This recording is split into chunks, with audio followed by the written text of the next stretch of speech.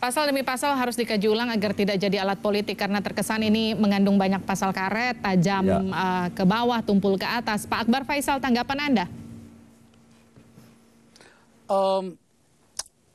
Undang-undang ini sebenarnya diadakan pada saat dihadirkan itu tidak untuk membelenggu kebebasan berekspresi, tetapi menjaga masyarakat kita dari sergapan fitnah yang tidak perlu dia tanggung akibatnya.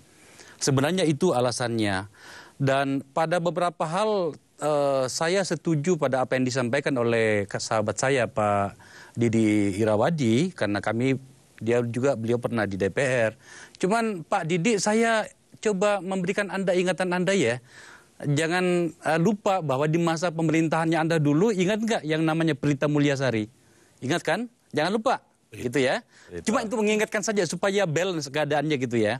Nah, yang kedua adalah sebenarnya tidak terlalu terburu-buru kalau dikatakan bahwa ini karena kekuasaan yang bermain.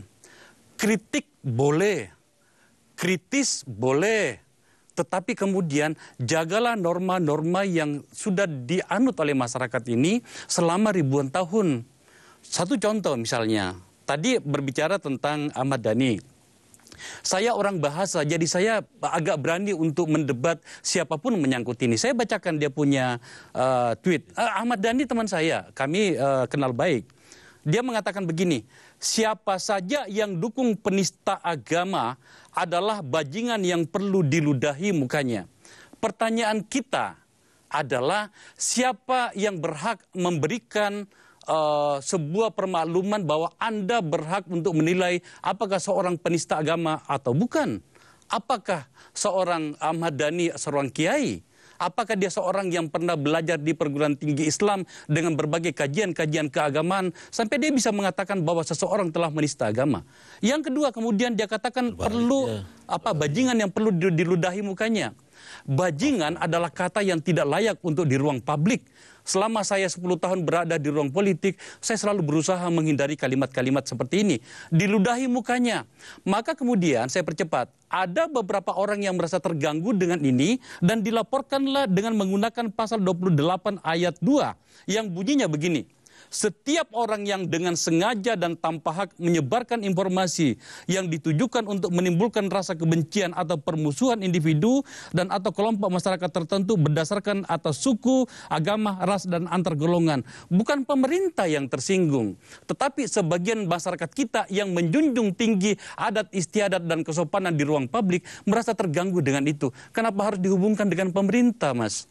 Jadi kalau menurut Anda ini memang semata-mata penegakan hukum yang memang sudah pada jalur yang tepat.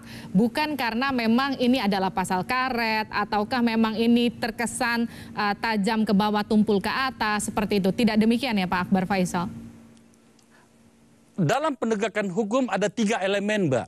Ini yang perlu kita pahami. Yang pertama adalah substansi dari hukum itu sendiri yang menyangkut isi dari undang-undangnya. Yang kedua adalah struktur hukumnya, cara penegakannya. Dan yang ketiga adalah budaya hukum. Kesadaran hukum yang ada di masyarakat itu. Bagi saya pribadi sebenarnya, oke, kita bisa berbicara tentang apakah perlu revisi atau tidak. Nanti kita bicarakan pada segmen berikutnya. Tetapi yang saya maksud di sini adalah sebenarnya ini bukan tentang undang-undangnya yang perlu kita pikirkan. Tetapi bagaimana penegakan hukumnya dalam hal seperti ini dan juga budaya di dalamnya. Mungkin perlu kita membiasakan kembali kita berbicara yang sopan di depan publik dengan mendungu-dungukan orang lain. Apakah itu layak bagi seseorang? Tidak perlu orang yang cerdas untuk mengatakan bahwa itu adalah sesuatu yang berlebihan di dalam dan di depan masyarakat kita.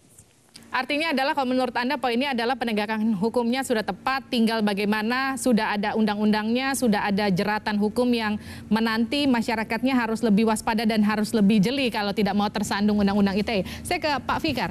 Kalau dikatakan ini pasal karet,